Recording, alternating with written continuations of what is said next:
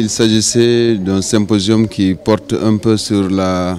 lutte transfrontalière entre le Sénégal et la Gambie, mais également les perspectives avec tous les autres pays qui sont frontaliers au Sénégal. Je voudrais ici rappeler que nous avons quand même suivi les recommandations du ministre de la Santé, Abdoulaye Diouf Sarr, qui nous a donné instruction lorsque nous avons annoncé que nous devrions faire un symposium de le porter sur la lutte transfrontalière. Et tout ça entre en droite ligne avec les préoccupations des deux États. Et pour rappeler qu'il y a récemment ce conseil interministériel où le chef de l'État, M. Macky Sall, avait déjà donné des orientations stratégiques entre les liens qui doivent unir ces deux peuples. Le Sénégal, dans son plan stratégique, s'est engagé à éliminer le paludisme d'ici 2030 avec une phase préliminaire de préélimination en 2020. Et dans ce sens, on ne peut pas prétendre éliminer le paludisme au Sénégal et seul, sans pour autant que les autres pays qui sont environnants au Sénégal puissent éliminer également dans le même temps ce fléau. Voilà ce qui nous oblige à aller ensemble dans la lutte contre le paludisme.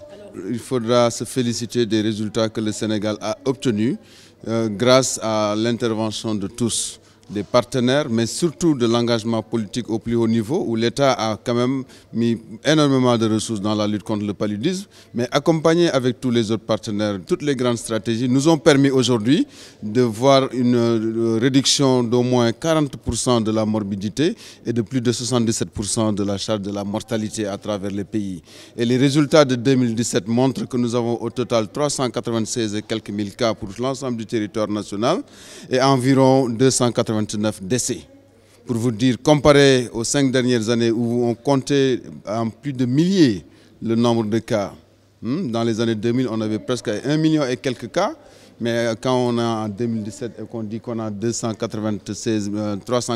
000 cas, et juste 200, c'est vrai que chaque décès fait mal, mais nous avons quand même eu une réduction drastique du nombre de cas sur l'ensemble du territoire national. Mais surtout rappeler que 80% de la charge de la morbidité comme de la mortalité sont supportés par 5 régions, à savoir les régions de Kédougou, les régions de Tambacounda, de Kolda, de Kaolack, de Diourbel. Et donc notre stratégie sera de faire focus sur ces régions pour qu'ensemble, avec la lutte transfrontalière, parvenir à l'échéance de 2020, avec une phase de préélimination et l'élimination en 2030, Inch'Allah. On ne peut pas éliminer le palu sans mettre en place une stratégie de gestion transfrontalière qui consiste en une collaboration, en une coopération à plusieurs niveaux. Au niveau politique d'abord, pour qu'il y ait un engagement politique fort, mais impliquant tous les ministères de la Santé, des Affaires étrangères, des Finances et les autres ministères de l'assainissement qui doivent être impliqués par rapport à la lutte contre le paludisme. Au niveau des différents pays d'abord, mais aussi des enjeux politiques, financiers, qui est important en fait de mettre en place par rapport à cela, parce qu'on ne peut pas éliminer le paludisme sans en fait des financements forts au niveau domestique. Quand on regarde bien dans le nord, on est presque en élimination actuellement, parce qu'on est à moins de 1 pour 1000 cas de paludisme. Or, la Mauritanie en haut, on n'a pas les mêmes politiques standardisées de lutte contre le paludisme. Il est important d'harmoniser tout cela par rapport aux pays frontaliers pour arriver en fait à une bonne politique, à une bonne intégration aussi de la gestion du paludisme dans nos pays. En fait, c'est une organisation qui a été un peu défaillante par-ci, par-là en termes de financement et en termes de coordination, qu'il faut revisiter et voir quelles sont les causes d'échec aussi, s'il y en a, et voir comment les corriger pour éviter en fait, dans les nouvelles initiatives qu'on va mettre en place, d'avoir les mêmes problèmes.